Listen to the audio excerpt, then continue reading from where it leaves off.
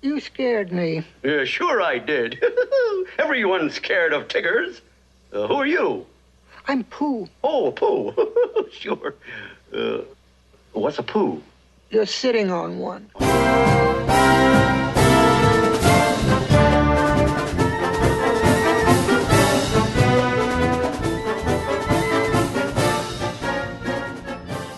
Hello, Internet dwellers. Welcome back to Top Shelf Disney Animation Studio Library.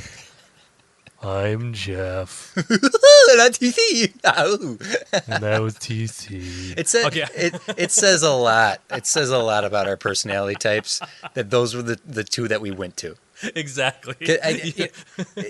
Someone asked in the Facebook page, and we're jumping straight to a comment like who our favorite character was. But I think the better question is, who do we relate to more? And the simple fact that you went straight to Eeyore for that, and I countered with Tigger. I think that says a whole heck of a lot about our personalities. But you know what? I can see it. Though I can, and I'm not going to lie, while watching this movie, and we'll get back to the full introduction in a second here. While watching this movie, I did see a little bit of you in Rabbit. Well, there's that. Just a little, and I don't know what it is. I don't know what it was, but I'm watching it going, well, that's kind of TC. It might be my, I get into a very strange mode when I'm directing. And that's it. And I think it's more like that. Like I even have... I could do a montage of photos of my director pose. I cross my arms in front of my chest and I touch my chin and I rub my chin. It's so annoying. It's not annoying. It's super obvious, is what it is. So what you're saying is you are represented by Tigger and Rabbit. And Rabbit, yeah. I feel that I am Eeyore and Pooh. That is who I am. There we go. Well, that's the. Thank you, everyone, for coming back to the show and listening to us. Thanks for noticing us. I am TC, and of course, I have my buddy over here. Hey, hi, I'm the buddy. What's Jeff. up, everybody? It's Jeff. Welcome back to the show. Thanks again, as TC already said. Thanks for coming back. And as we've already said, and as the title of this episode is, we watched the 1977 film, The Many Adventures of Winnie the Pooh. Yes, Top Shelf Animation Disney Studio podcast on Ghost Hat. Walt Disney presents the library, films, cartoons. What happened? What just happened? Just in case anyone wasn't clear about what we were doing. Now good we're point. even less clear. Now they're even less clear. And the point is, by the end of this next hour, we want you to be even more confused. So I am going to read 6 chapters from Ready Player One, while TC does fart noises with his hands.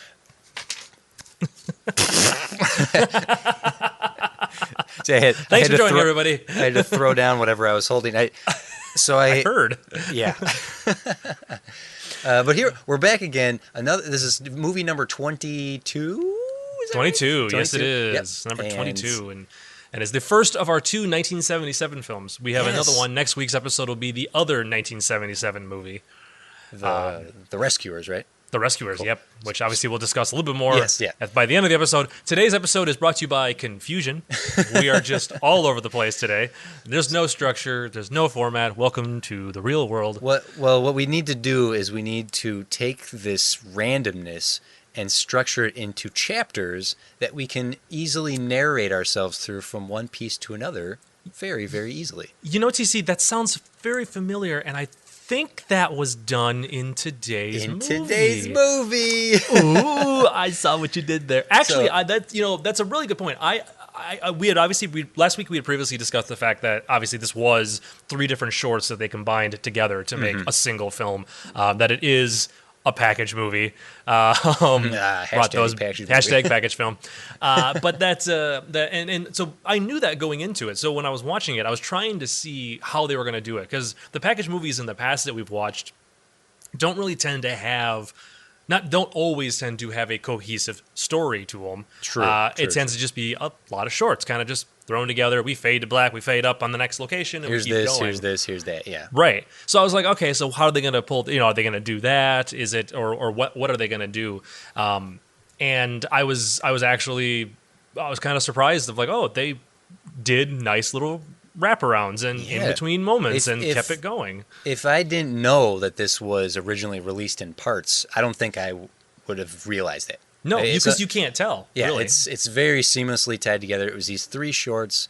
They tied them together with some new stuff in between, and they added a little segment at the end to wrap the whole thing up. Yep. And this is great. This is based on A.A. Milne. How do you say? I was gonna see how many. I don't know. Wait, you know what? It's Milne. Here, I wrote it down. So, I wrote it down. Oh, here I got this audio thing. Milne. It's Milne. Milne. Okay. There you go. I don't know how to say his name. He's English. Okay, yeah. I don't. It's quite British. Yes, he's very. Bond, how British am I? Sorry, that one was just for Colin. So A.A. Milne is the Yes. author of this children's book series, which is based on his son, who was Christopher Robin. Christopher Robin Milne was his son, and he developed this book series based on his son and his toys, which were Winnie the Pooh, the bear, Piglet, Tigger, the whole gang. And this isn't the first Disney movie we've seen inspired by an author telling stories to kids, because that's what Peter Pan is. J.M. Barrie told stories to the Darling children, Right. and adapted that into the Peter Pan that we know and love.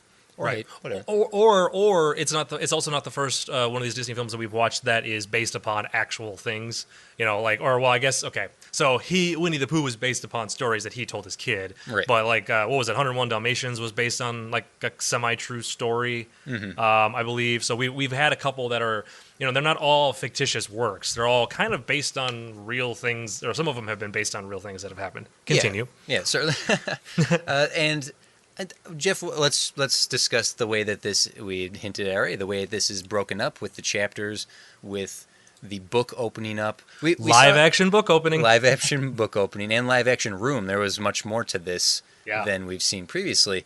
Now, last week we discussed how they took the opening the book and having the written word, and then Alan Adale the rooster takes over and says, "Now let me tell you the story," and he turns what is a very standard opening to an animated Disney movie and made it its own. This goes even further into that. This thing has got so much meta to it, because the narrator is a character that that Pooh and Tigger interact with. right? Speak to him. The narrator even saves Tigger from the tree he's stuck By in. turning the book sideways for him. We get to see the pages turning to transition from location to location. Sometimes the characters will jump between pages. Yep. That's I love like Owl talked from the bottom of page 24 all the way to the top of page 29. And they're flipping through the pages. Like I love that. So I've seen bits and pieces of 2 of these stories. okay. So this is the first time watching the entire thing. Right. But I have seen Pooh getting stuck in Rabbit's Hole. I've seen that before. I know the songs. I have seen it, and I know parts from the second story, the Blustering Wind, Blustery Day, and I know I've seen that. The third one, little uncertain about that one, but even having seen those, I never knew of this whole narrator, them talking to the narrator and laughing, and Pooh getting sad, being like, oh, can we just go back to page 1 and do it all over again? It's like, well, you're in the next one, so it's okay. Okay, let's go. That whole, that whole, I never knew that was a thing in this movie, and I got so excited. I was just loving it. The structure of this is so unique, and it works so well. This movie is so cute and sweet, and I couldn't help but smile through the whole damn thing. It has the tenderness and the charm of what we see in the lighter fare of Pixar, where it's just nice. Yep, it's nice, and it's animated very well. First off, so we always usually talk about this. The backgrounds look gorgeous. I really love them. They've nailed the inked painted background of a kid's fairy tale book. Yeah, and they went out of their way to they used black ink to outline stuff so that it would even jump off more like the original artist's work from the storybooks. And like I love the way that, excuse me, I love the way that that they animated Pooh. Winnie the Pooh there's something about what they, and I was trying to nail it down the entire time I was watching. I was trying to figure out what it was, but I still can't quite put it to words. So I'm gonna try to work it out here. But there's something about like the way he just moves, the way that they animated his facial expressions, and the way that he points is just so dang cute. Because like when he's like, I'm gonna go up there, and he kind of leans back, and the way his hand points out, I'm just like, he is so cute. And the way he falls, boink. Where boink, and he just kind of like goes stiff, and he just kind of bounces. He has doll physics. He's a doll. Like he rips his seam and reties it. He can only move his arms. Though he is more articulated than a stuffed animal would be. Right. But even when he's doing his exercise in the morning, he turns his head around because he's just a doll. So he has that ability. Which there's a question for you. Now this is me being nitpicky, but I'm legitimately I was trying to figure this out. Mm-hmm. Pooh is not the only doll, right? Right. All the creatures that we see. So Pooh, Piglet, Owl, Eeyore, Rabbit, Kanga, Roo, and Tigger are all dolls in Christopher Robin's toy room in his bedroom. The only character that isn't a doll in his room is Gopher. Right. Because it was kind of weird. I was trying to figure out because like Owl, like Pooh obviously does look like an animal, like a stuffed bear. Mm-hmm. And Eeyore does have like a stuffed animal physics. So does technically Tigger. You could argue that because the whole like his tails are made out of springs and stuff like that. Obviously, but like, and maybe Kanga and Roo kind of come off a little bit dollish, but like Owl and Rabbit looked more quote unquote real. As real as the world could be. But I didn't quite know if they were all supposed to. Yeah, and I saw like obviously all the dolls are in the room in the beginning, and I know that it's based upon actual dolls. And I was trying to figure out just were they all dolls in Christopher Robin's world, that this 100-acre woods is actually, just him. It's obviously it's his imagination in his world, in his playroom. Yeah. You ask a fair question there of why is Rabbit and Owl the most realistically represented? Right. I wonder if that could be their personalities, in a sense, are the most adult. Mm-hmm. Well, I guess Kanga is a mother. She doesn't have much in this movie to represent more than just the fact that she's Roo's mom. We don't get a lot of information about her. But Rabbit and Owl have the more mature personalities, I guess. When you look at the silliness of the other characters. So by being more mature and more adult, thus they're imagined more realistic? Question mark.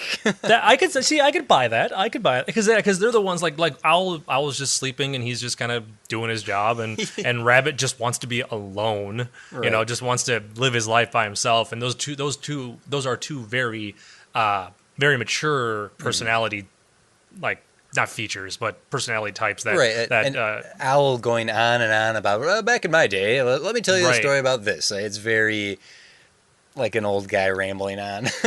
Right, exactly. Whereas obviously like Eeyore comes across as maybe he's like I would relate him to being like a teenager because he's like a moody teenager. He's the original emo. He's the original emo. Just like I'm not good enough. Whatever. I'm not gonna do it. And that's why he has a little bit more level of maturity, and he's the one that will go find Owl his new house. Found a house. It's like, all right, fine. Your name's on the sign. And it wasn't even a new house. He took who? What? He took Piglets. He took Piglet's house. It's like, what, dude? Poor Piglet. Oh, Piglets makes me so sad. Piglets. Oh, I need to make a correction from last week. I credited Sexton the Mouse from Robin Hood as Sterling Holloway. It wasn't Sterling Holloway. It was the voice of Piglet. Sterling Holloway is the voice of Winnie the Pooh, though. Yes, and just to point out real quick, this is the last time we will be seeing Sterling Holloway. Fare thee well. I feel like we didn't get enough of him. For as unique as his voice is and how much we were like, he's in everything. He wasn't in as much as I remembered. Right.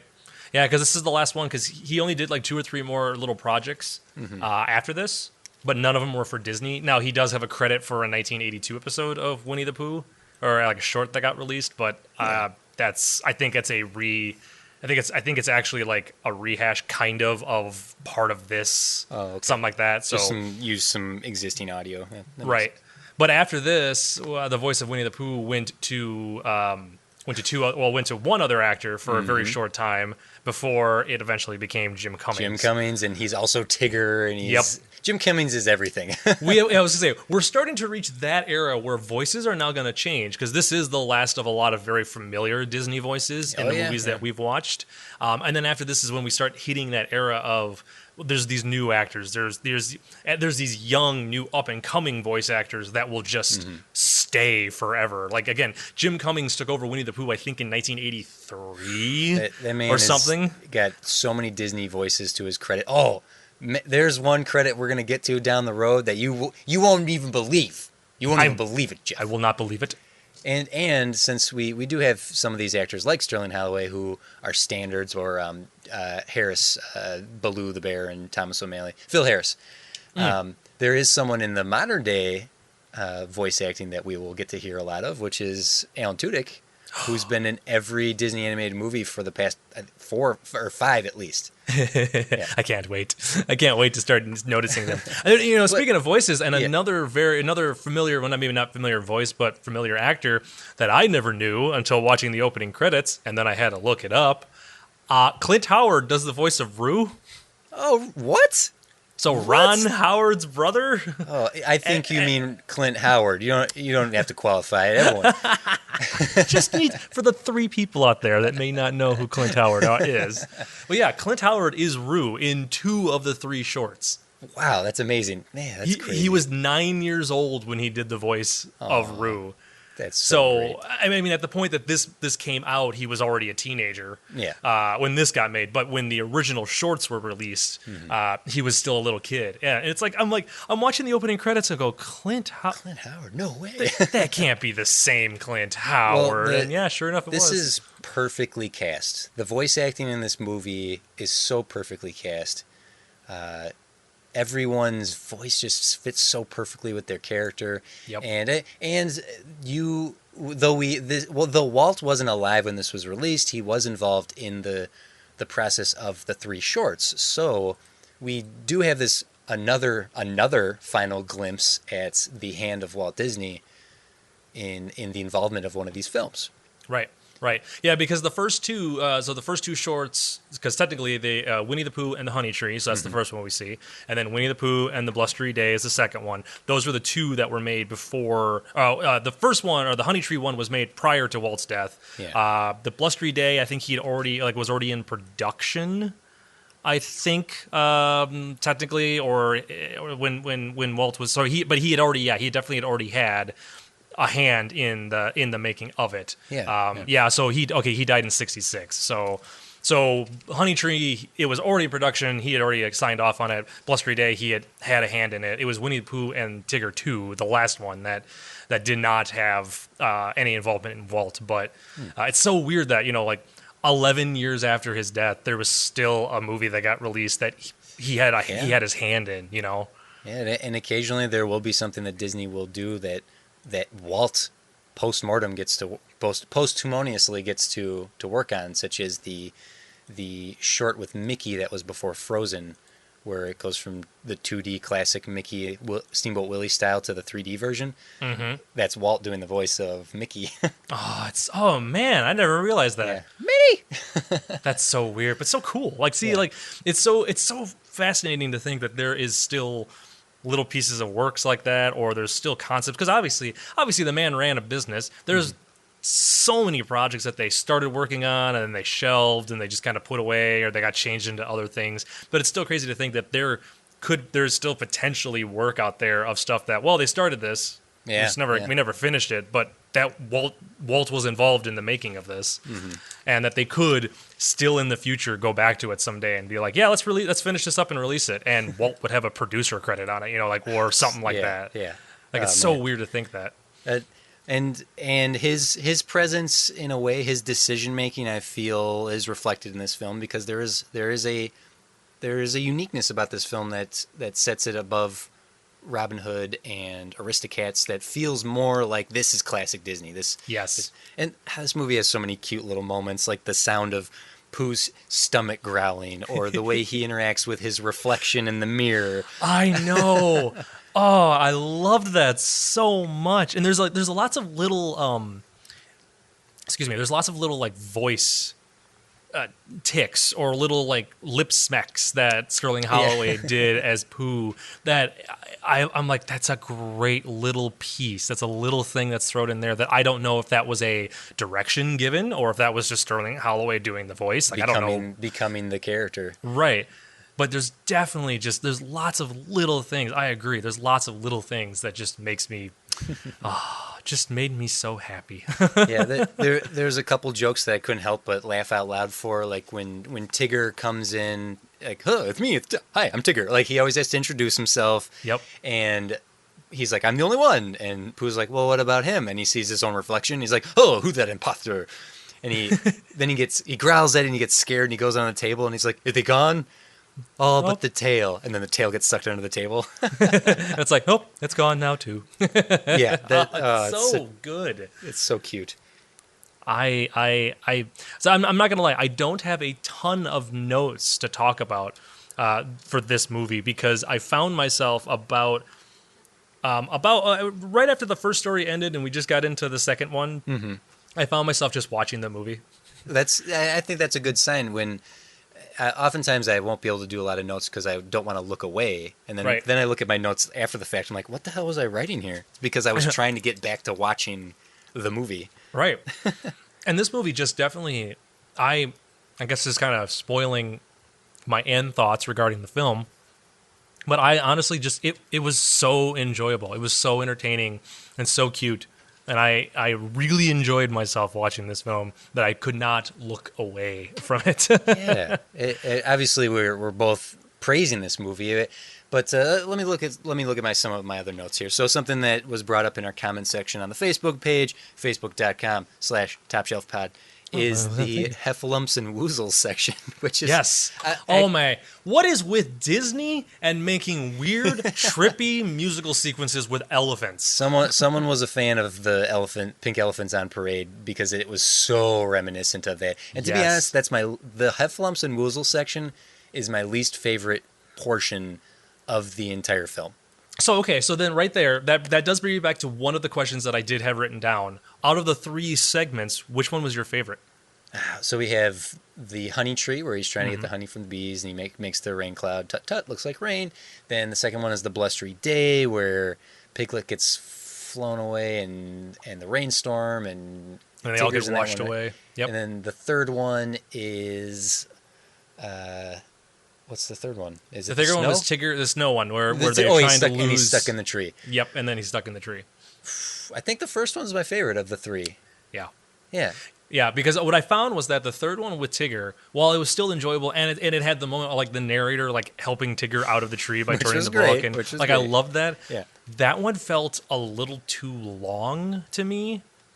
Like it felt just like okay, can we like it was still enjoyable, but it just didn't quite feel up to par with the other two. Now, again, it was produced a lot later than the other two. The other one was 66 and 68. This last one was 74. But at the same time, it just, like, I don't know. There was a thing, like, I didn't like Rabbit.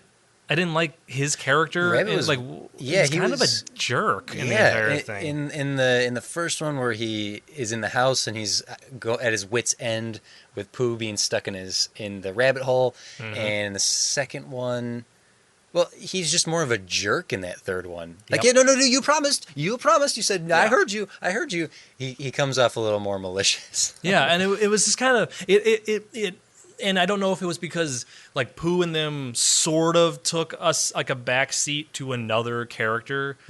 Like, I mean, it is an ensemble film, like our shorts. They are very much an ensemble, but at the end of the day, Pooh is the main character. Yeah. You know, and in that last one, it felt more like, well, obviously it was called and Tigger too, but it felt like the focus was more on Tigger and Rabbit.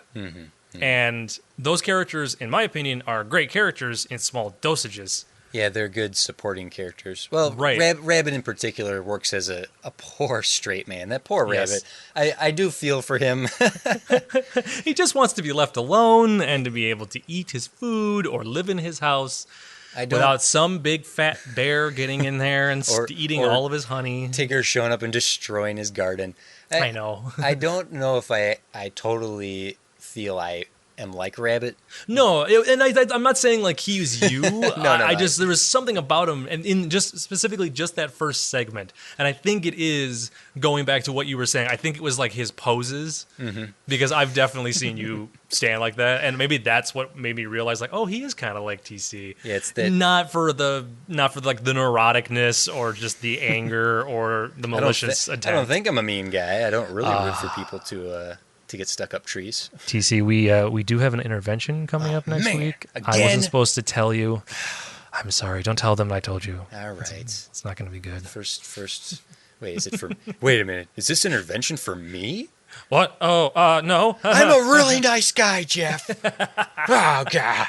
Welcome to the podcast where we let out all of our aggressions and personal feelings for you, the listeners, to listen to. Another joke I wrote down that made me crack up is the gopher handing the business card. I'm not in the book. Oh, wait! Oh my God! I just got it. I just got that joke. No, I thought it was funny because he was handing a business card, but he literally isn't in the books. That's hilarious. Oh my God! I don't feel dumb right now. I feel happy that that struck me.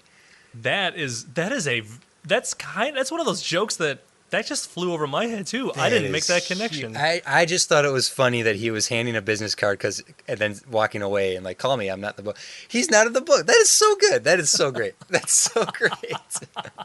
More of that meta humor. See, now that is humor that I know it's not an original concept. I know, being like there being characters that are aware that they are in a book or something along those lines, or like in a play. Like I know that's not a new thing, right? But in my head, I always felt like it was a newer adapted concept, like just in like the last maybe 15 years or so being something. But it's being used so effectively in things like Community or Rick and Morty or other things by Dan Harmon apparently. But the concept of breaking that fourth wall, surely, I mean Shakespeare. Greek tragedies, the awareness of being in a story is nothing new. But, and I guess movies like Mel Brooks movies did it, and those were back into the late 60s, early 70s too. So, but when it's done so effectively, that's what makes it so damn good. Because it can be dumb. A good example of it being used poorly, if I may pull this reference, is Ducky at the end of Pretty in Pink, or is it 16 Candles? I always get those two mixed up, honestly. My John Hughes knowledge going to test here, but where he ends the movie by looking at the camera and it doesn't work. It's like, what? Where did that come from? This hasn't been in the whole movie here, right? But like a character like Ferris Bueller, where it's from like the get-go of the movie, more or less of the movie, where he talks to the audience. Yes, that's his. That's different. Power. Yeah. Because then we're establishing that concept immediately, and you're like, oh, okay, yeah. So this is okay. This is what this movie is going to be. But to randomly throw a character looking at the camera near the end, it's just such that pulls me out of the movie, right? Because it's just done poorly. It's like, you didn't know how to else end this, right? It's Pretty in Pink. Those of you typing in the comments, I looked it up. But delete those comments, guys. Delete those comments. When it's done so effectively, such as it is in Winnie the Pooh here, it's nice. It's amazing. It makes it that much better when it's done so well. That meta humor. It might not be what it was called back then. It might have just been called breaking the fourth wall, but and obviously it wasn't the first time in animation, because the like Looney Tunes had done it years prior with Bugs Bunny and Daffy Duck. Especially, seriously, my favorite one is the one where Daffy ends up like he's fighting with the artist the entire time. Duck Amuck is the greatest easily of Looney Tunes of all time. Yep. Oh man, is always funny. It is always funny to me. Speaking of Looney Tunes, what is it with pigs and speech impediments? It's I don't know. Is it just like their look? I think it's the nose. I think the nose causes speech impediments. It's just it struck me as I was watching. I was like, what? TC, wait a minute. What if Piglet is the cousin or relative of Porky? Oh my gosh. Crossover. Wait, I think we just made the connection. Is Piglet anywhere in Who Framed Roger Rabbit? Ooh, good question. I actually don't know. I literally don't know if Piglet is in anywhere. Probably, if anything, in the finale, honestly. So, like when it was just all the people, it's like every cartoon character ever. Yes. Well, anyhow, let's see. I got the elephants on parade here. Okay. The idea of these are childhood toys, more or less coming to life in the imagination of Christopher Robin, and from a different perspective, it is similar to Toy Story, I think. Just in a very, very, very loosely similar, in just that it's these toys coming to life, but instead of seeing toys coming to life in the real world, we're seeing toys come to life through the imagination of Christopher Robin. And where Toy Story, with Buzz Lightyear showing up and Woody being jealous, and there's much more of a rivalry, there is no true rivalry in Winnie the Pooh here. It's much sweeter and more innocent. Yes, Rabbit is out of his mind about Pooh and Tigger, but true. But yeah, that is a really good point. And that I did realize that about 2/3 of the way through the movie, I'm like, there's no villain in this movie. And like there's no bad guy. Like not even like the closest thing you get to a bad guy, I guess, like you said, would be Rabbit, or is the fact that Christopher Robin has to go back to school. Like so, he has to grow up. leave. He has to grow up and go off and stop. He can't do nothing anymore. Right. He has to do less of that. And like that, I guess. So time is the villain in this movie, guys. Let's get really deep and deep. Yeah. I don't necessarily think the movie suffers for it. I don't think it suffers for it at all. And the fact that it so masterfully tells these stories without a true antagonist is a credit more, isn't even a more of a credit to the film. There's a movie we're going to be watching in the future that I feel suffers greatly because of a lack of a villain. So much so that I'm ready to have a pretty deep conversation about that very aspect. I'm excited. Well, how far away is this movie that we're going to be watching? I won't say because that might give information. But the fact that there's no, you're right. I didn't even think of that there is no true villain in this. Because so many of the movies that we watch and have always just at least have something of a villain. You know, Jungle Book, it was Ka? Yeah, Shere Khan. Shere Khan. Like, even though he doesn't show up for the first 45 minutes and then he's really only in it for 10 before he gets his butt kicked and he runs away like a little baby. I still don't care for that movie, TC. Can you tell? I can tell. It's fine. But even with a movie like that, there was still a villain. There was still the presence of a bad guy in that movie, despite it not actually having the bad guy. This, now again, I think the reason why there's not necessarily a bad guy, quote unquote, in these movies is because they were 3 shorts. You're not going to establish a villain by using 3 separate short stories that you just stitched together. Yeah, typically shorts are circumstantial. What are the circumstances and get from point A to point B. And if you really wanted to get nitpicky and you wanted to call out a villain in all 3 of them, I guess the bees are technically the villain in the first one. That would be the antagonist to Pooh, yeah. Right. The weather is kind of the villain in the sequel, in 2. And then I guess technically Rabbit is the bad guy in the 3rd one. Or Heights. Yeah. Oh yeah, Heights. There you go. We got to stick with like intangible things, right? I guess.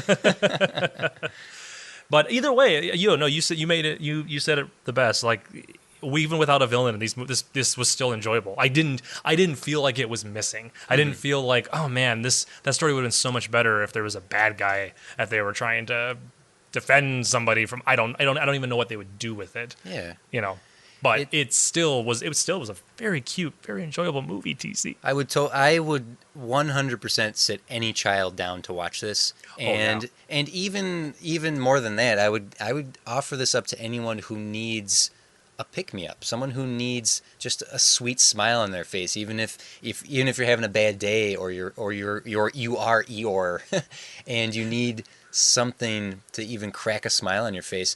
There's such an inherent sweetness in this movie. You would have to be some cold-hearted monster not to at least find something sweet, even if it's simply like Pooh looked at his Pooh clock, right? Like even that pun. He's got a tiny little version of him that comes out that says Pooh. Pooh. Pooh. I love that so much. Or the fact that there's There's 11 songs in this movie. Yes. This is the most songs we've seen outside of Fantasia. There's something for everyone in this. I think I could see a real tough, manly man. I like Michael Bay movies and Roland Emmerich and The Raid and R-rated bloody violence gore. Yeah, that movie's not going to appeal to a person like that. Not in the grand scheme of things, but I think that if your heart is anywhere towards sentimentality or even a little bit of nostalgia for your younger years, and more so if you really are one of those people who flashes back, that last little piece, that epilogue with Christopher Robin saying, I won't be able to do nothing anymore, but that's my favorite thing to do. I have to grow up and go to school. Like there's, I don't know, I 100% think this movie is worthy of sitting anyone down in front of and saying, watch this. Yep. Yeah. Because it's been a part of pop culture for 40 years, over 40 years at this point. Almost 50 technically. The first one went back to 66, so over 50 years. So anybody who is at least 50 years old now has Winnie the Pooh in their childhood. Yeah, my niece, my brother's first daughter, they themed her entire, like when you have a kid, you give it like, oh, this is going to be a space theme or this is going to be a superhero theme. Her theme was all Winnie the Pooh. And she has all this original replica stuffed animals, not the Disney. She does have the Disney version stuff as well, but the A.A. Milne. Those Jeff, versions insert of TC's saying of it here from earlier. Bleep. Totally seamless. Yeah, would you stick kids down in front of this? What do you think? Oh, I would, because I think it's and there's definitely an age for the kids. I feel like if you get older, you will come back to it and have that recollection of your childhood. So you'll enjoy it again. I don't think kids over the age of like 10 would enjoy it. Yeah, preteens, especially once you hit those angsty teenage years, the most you're going to get out of them is like, I totally relate to Eeyore. Yeah, exactly. But as a kid, like my youngest niece, she's going to be 7 this year. Oh my goodness, that makes me feel old. My nephew just turned 18. I keep thinking of him as the little kid. They'll always be the little kid to you, TC. Yeah. But no, I like my youngest niece. She totally watch this. She'd get a kick out of it. Actually, my older niece might as well, for that matter. I can't say that, and she's 10. It's one of those movies that is silly, it's goofy. But then when you get older, you know, there's a lot of those meta jokes. I don't think the young kids would get the whole popping out of the book and, sliding down the letters. And my line that I said earlier, the whole, like, he talked from the bottom of 24 to the top of 29. Like, I don't think a little kid would understand that joke. But again, like you said, because this is what I do, I repeat everything you say. Whereas, like, it's a very modern Pixar film. Pixar would do that sort of thing. It's the jokes that are for kids, and then the jokes that are for the parents with the kids, or the adults with the kids. I had someone ask us. I don't remember if I brought this up last week. It was a tweet that I had gotten about, do you qualify some of these movies as kids' movies, or do you qualify them as family movies? And there is a difference there. I think that family films have something for the whole family. I know that seems logical, and maybe I'm saying very redundant, unnecessary things. You see what I said? The word redundant, and then I also said unnecessary, which in itself was redundant.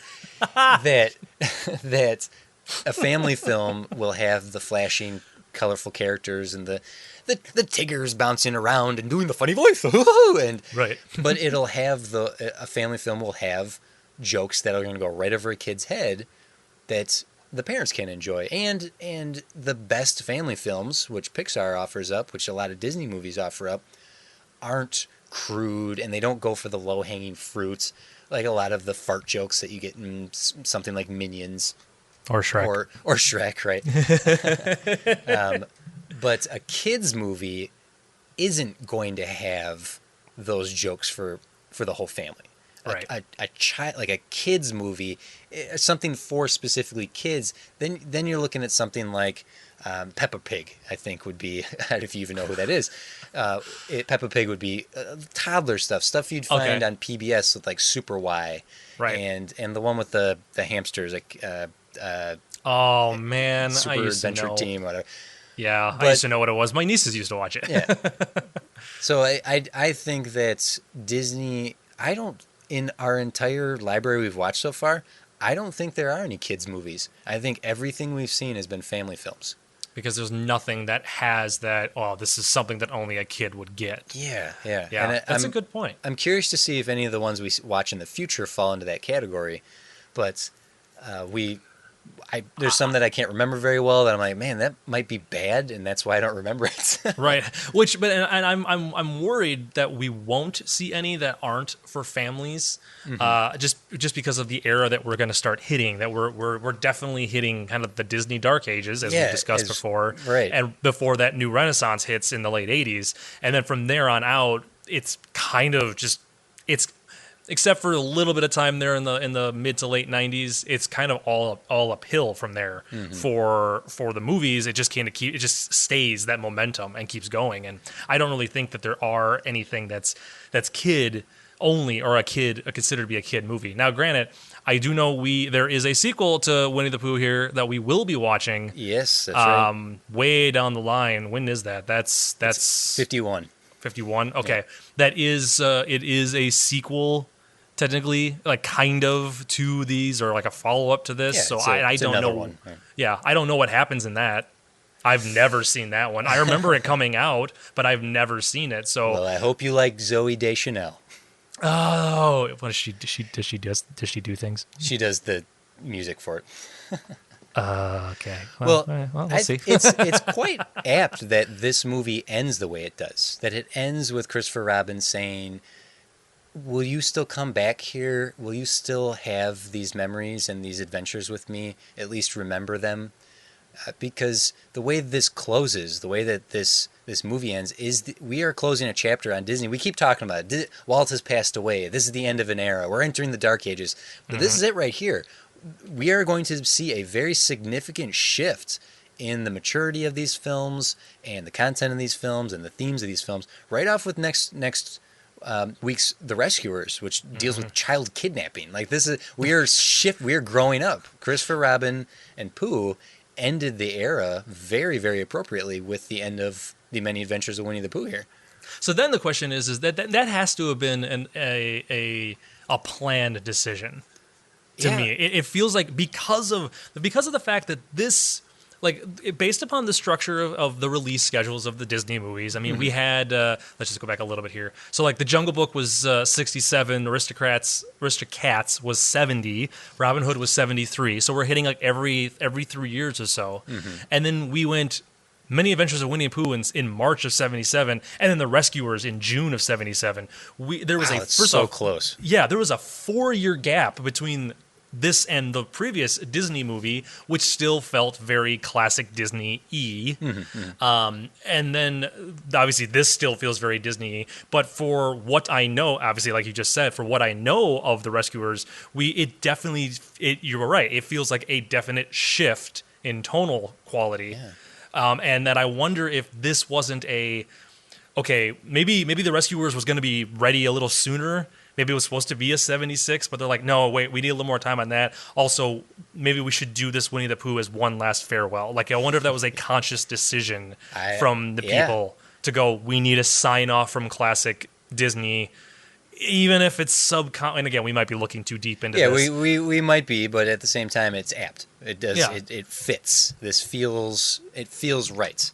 And I guess when I consider where we were and where we're going, where does this rank in all the movies we've watched so far? Oh, you got me. One of these times, DC, I am just going to start the episode and ask you immediately. Well, actually, come to think of it, I will keep asking you this entire 10 we're watching here. Beauty and the Beast is still looking like number one. I don't sense from your reaction, though. I think I can predict where you're going to place this based on Robin Hood and now this. TC, it's not a big surprise. So now, as I said last week, yes, more than likely, Beauty and the Beast will be number one, but I'm not going to put it there quite yet. I'm just emotionally preparing myself because I would like to be surprised. Yes, wouldn't you? TC, everybody will know the day that it has been dethroned because the episode will start off in a very different way.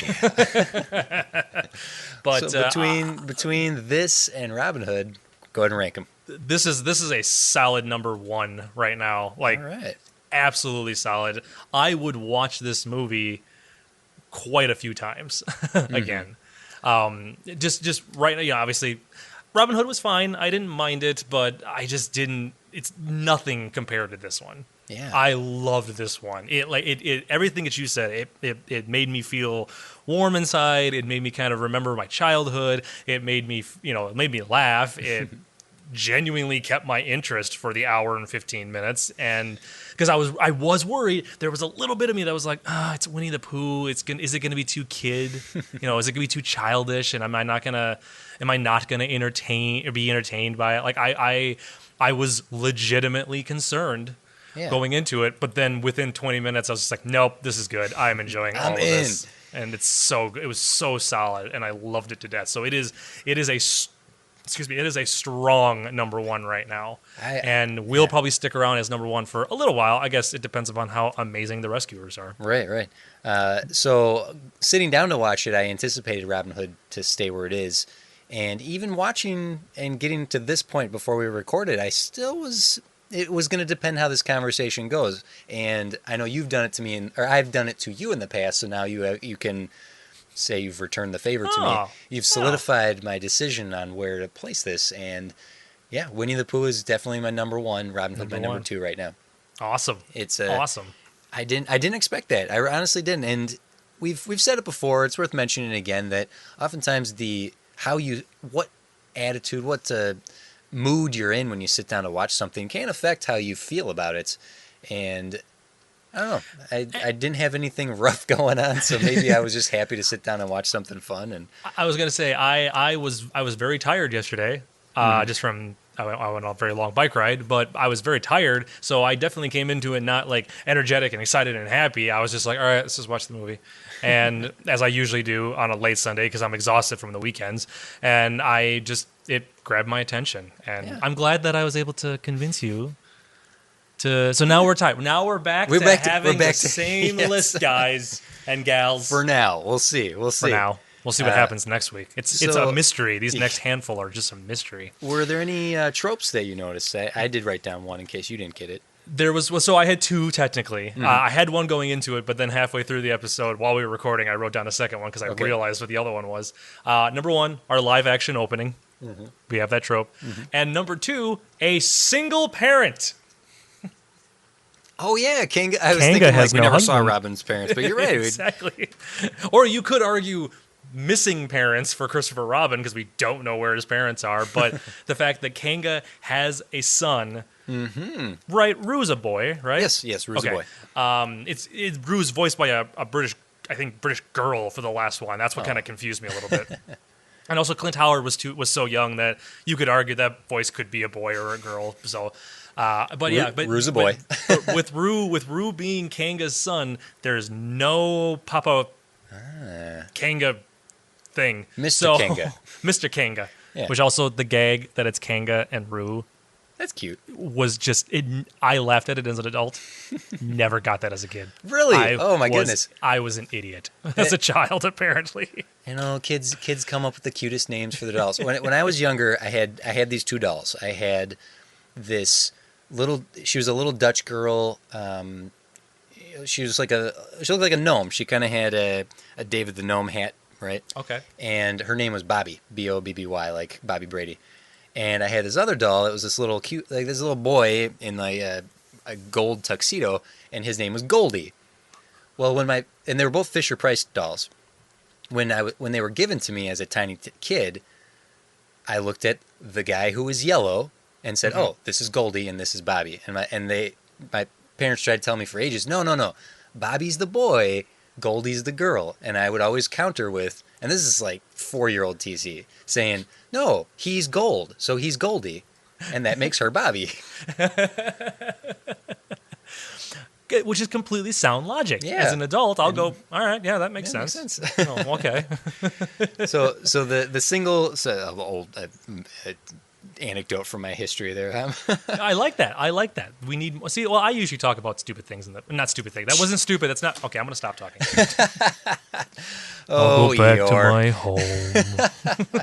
I do have another trope. There was some Yes. recycled animation in this. We saw the reeds once again. During the blustery day, the yes. reeds were tilted over during the wind blowing. You know, that looked so familiar, but I couldn't figure out why. I thought maybe it was just because I remembered it from the short. Oh, well, I feel stupid. There you go. And I do believe somewhere there was a recycled use of a Mowgli cycle in Christopher Robin, but I couldn't spot it when it happened. The reeds I saw right away though.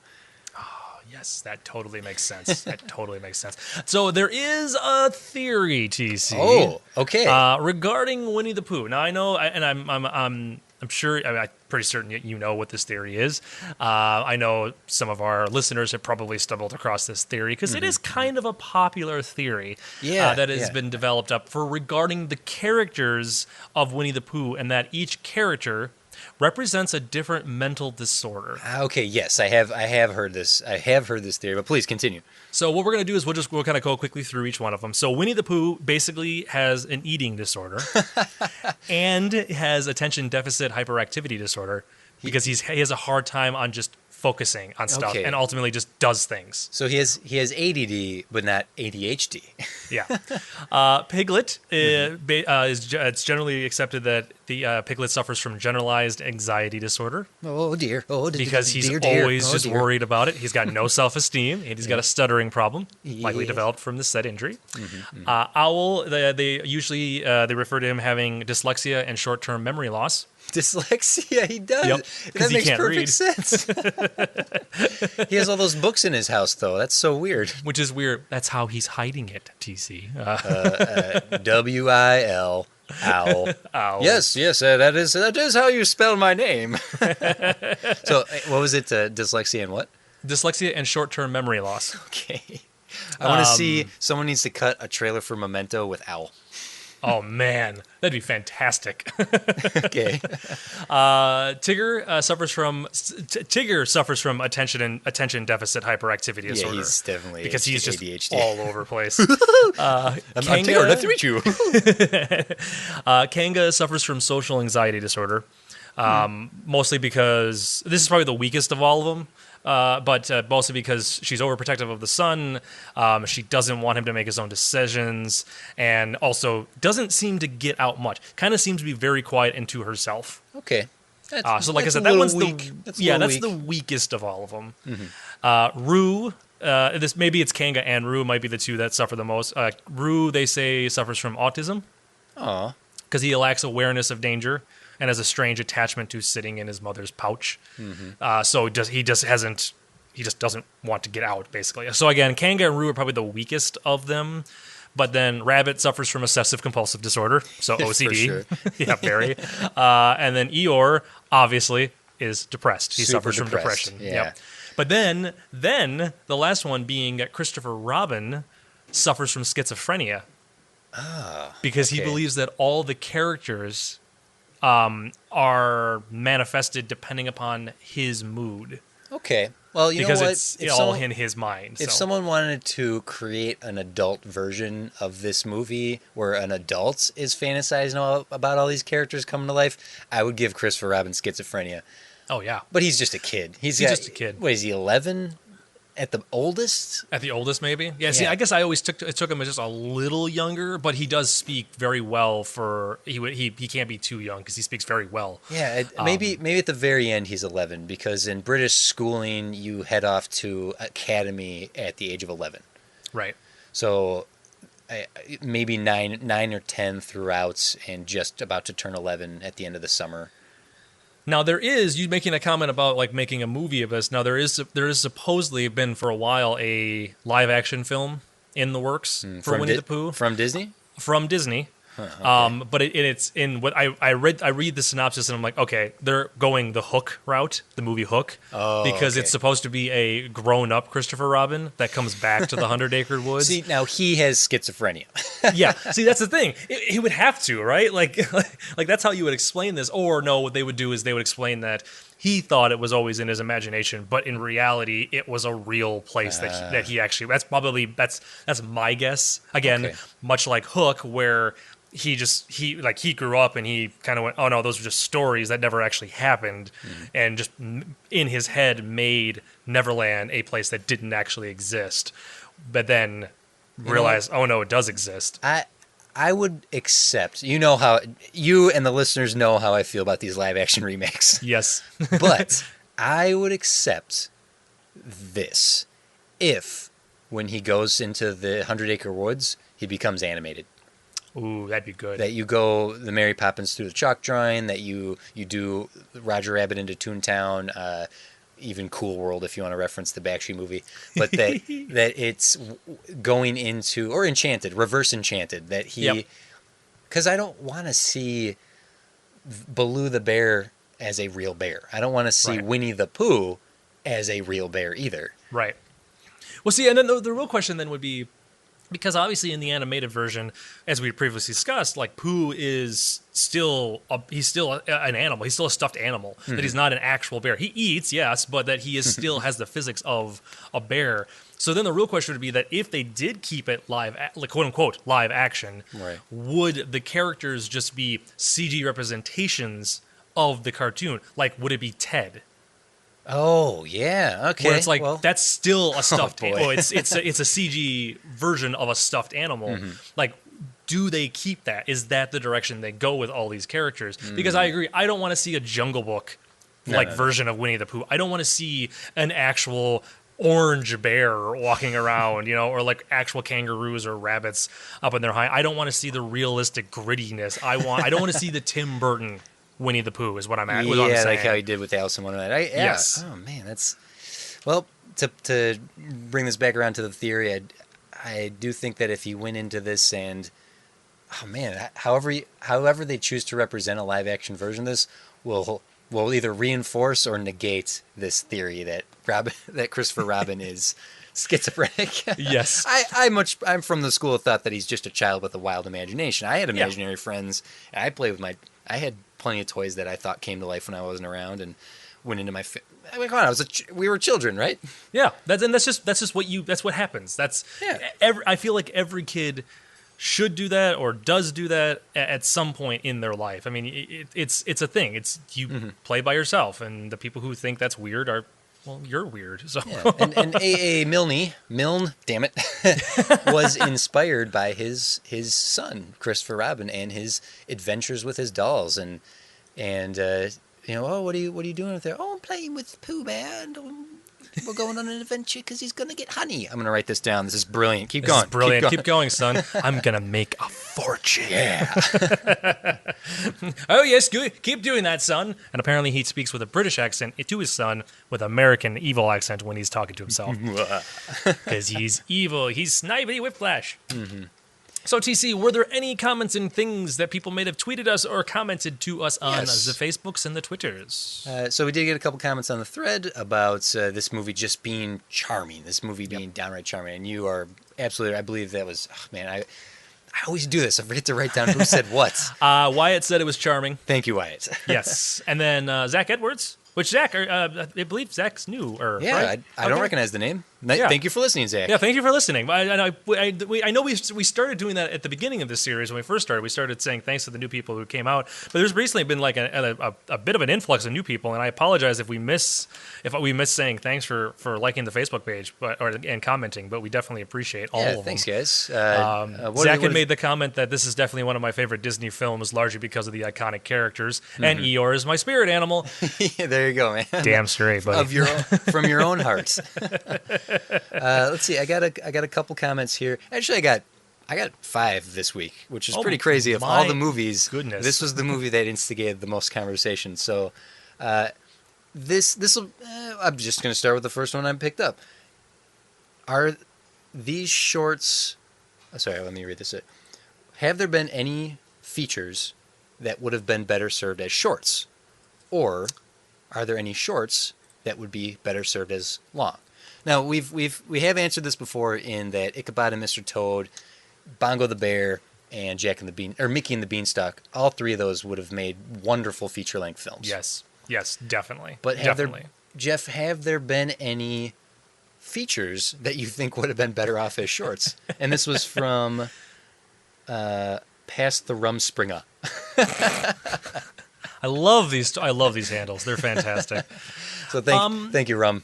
It's hard to say because I'm assuming if we would do the shorts, like we're talking like 15 minutes long? Yeah, maybe 15, maybe 20 at most. Okay, so it'd be hard because they're like I would be a little biased just depending upon my own caring of the movies, because in my head I'd be like, you know what, the ones I don't like very much, if they were shorter and just more concise and to the point, maybe they would have been better in my book.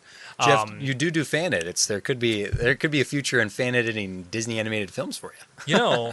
That's not that bad of an idea. Am I going to edit the Jungle Book? How dare you, sir? How dare you? I know. I got weird looks the other day when somebody brought that up, and I'm like, yeah, I really don't like that movie, and they're just like, what? To each their own. Who to each their own.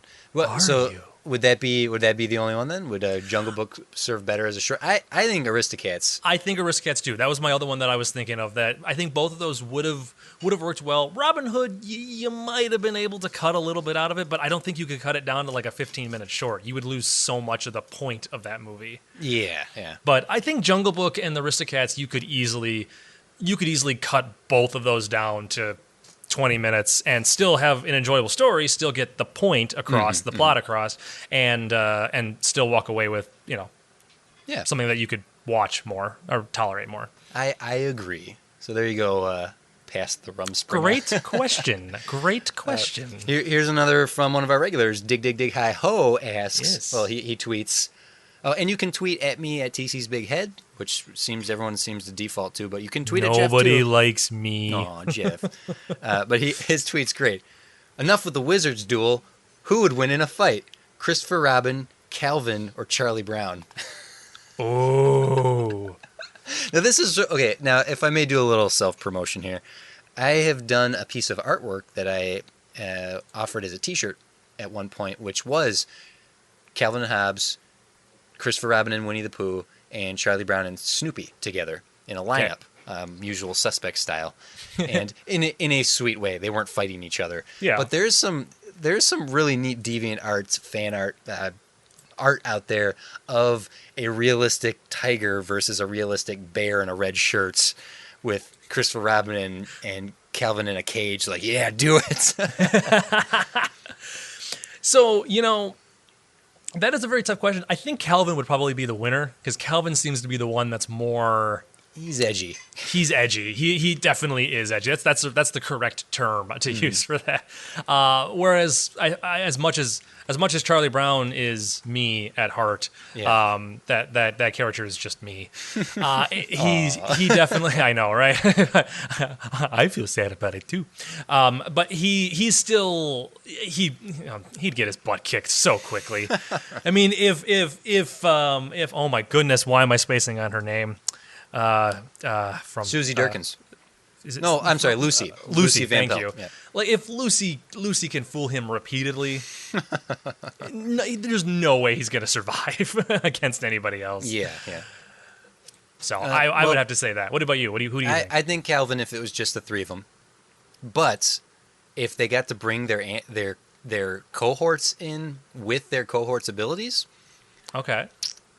Christopher Robin has the numbers. Right, because he's got way more animal friends. True, but Charlie Brown has a World War I flying ace. Ooh, so that's where he would get his. That's where his strength would come from. Would that's be from his Snoopy. edge right there. I like that. So that's a good concept. I've decided that this is an unlockable mini game in our Street Fighter game. It is primarily like Disney characters fighting each other. It's just the Wizards duel. The Wizards duel, but there is an unlockable side. Yeah. Oh man, where it's the kids of popular animated series or cartoon, because obviously Calvin and Hobbes is not animated. Right.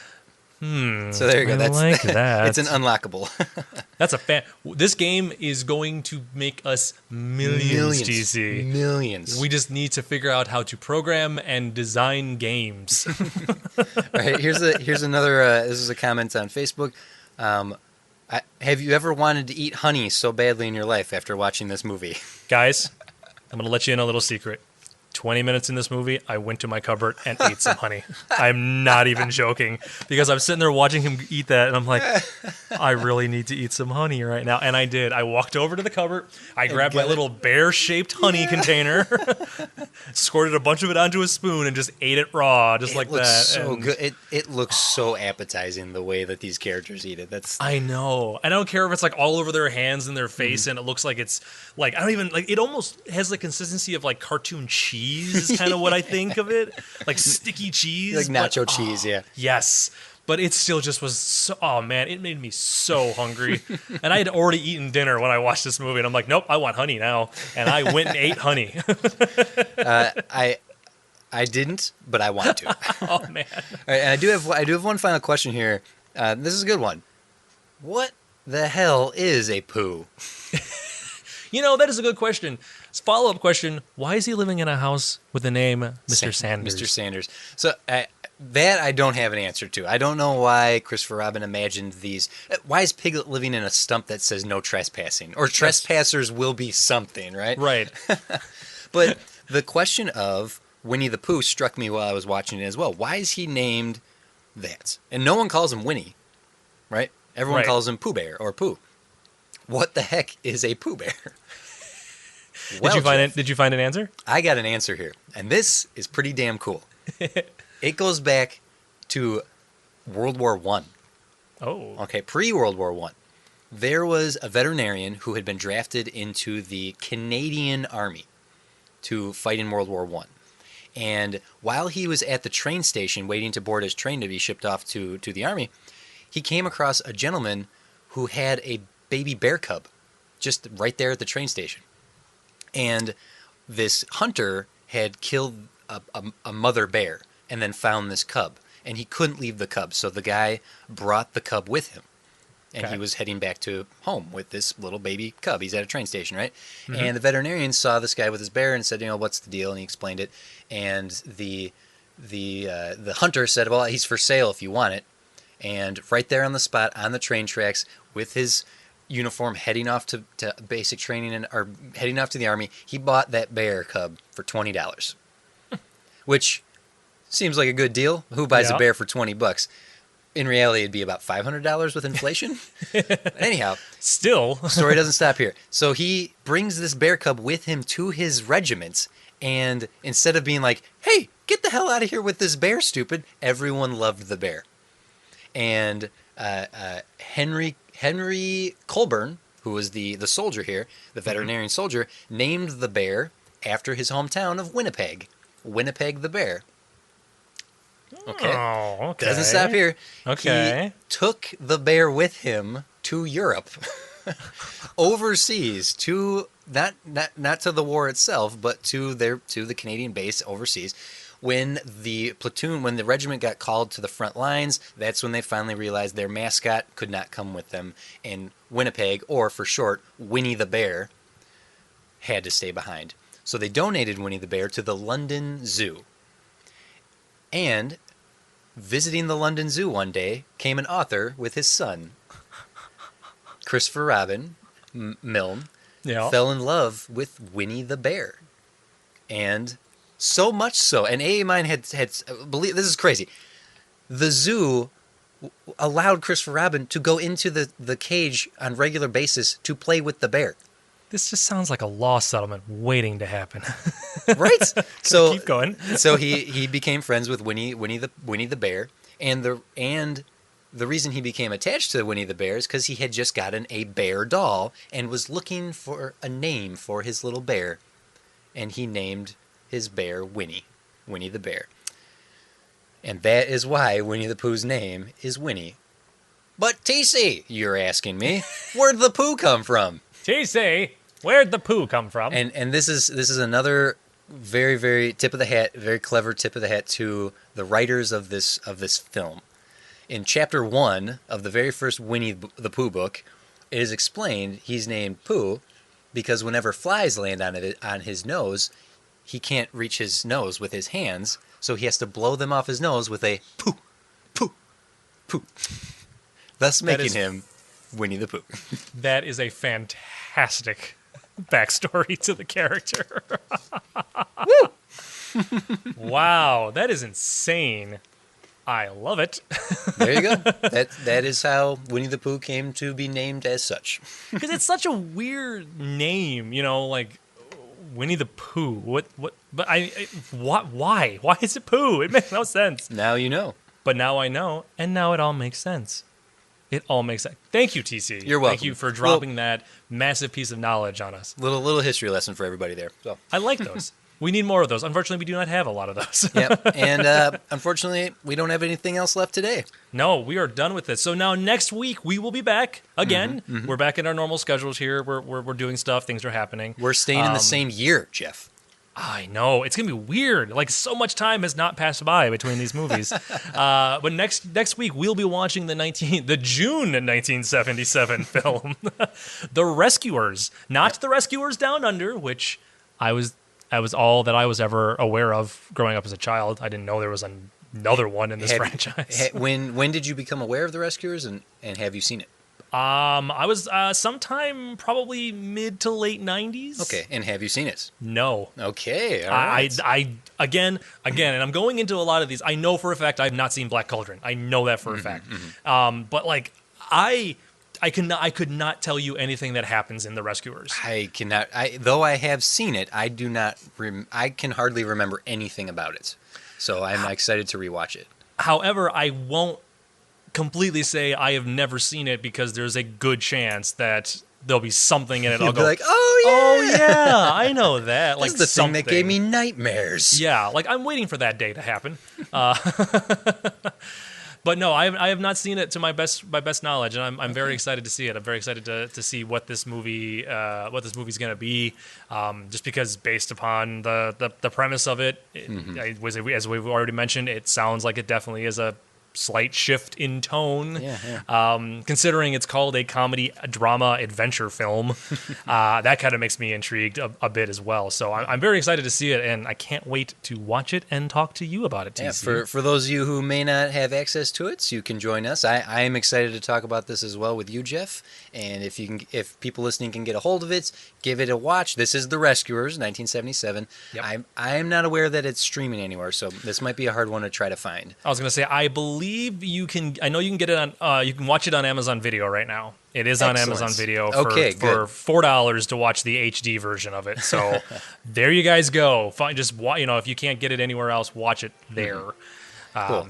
So you can reach us on Facebook.com/TopShelfPod. You can find myself on Twitter and Instagram at TC's Big Head. You can find Jeff on Twitter and Instagram at Random Bell. Yes. If you are listening to this on ghosthat.net, check out the other content we have here, or just browse around Facebook and find us and check out our other content as well. We have other shows and other podcasts and other movies and whatnot out there for you to all enjoy. Yes, plenty of movie talk. It's not just one types of movies. We do a lot of talks about movies. I did have someone comment to me recently, like, you do a exclusively Disney podcast? And I said, yeah. Yeah. Well, you don't strike me as someone who would like Disney. And I'm like, well, you've clearly not read any of my comic strips. Because they're slightly, leaning towards a Disney tone. Disney and Looney Tunes. I love it. All right. One of these days, we'll do a podcast that has nothing to do about movies. I doubt it. Thank you, everybody. Go ahead, Jeff. Get us out of here. Well, everybody, thanks for joining, and thanks you, TC, for joining me and talking movies. And I hope you guys come back next week. And TC, you do the sign-off so well. So do the sign-off. Here we go, everyone. This is a sign-off. I'm going to work on it. So close, TC. Luckily, the music's playing right here. And we're probably faded us out at this point anyway. So Bye, everybody. See you next week.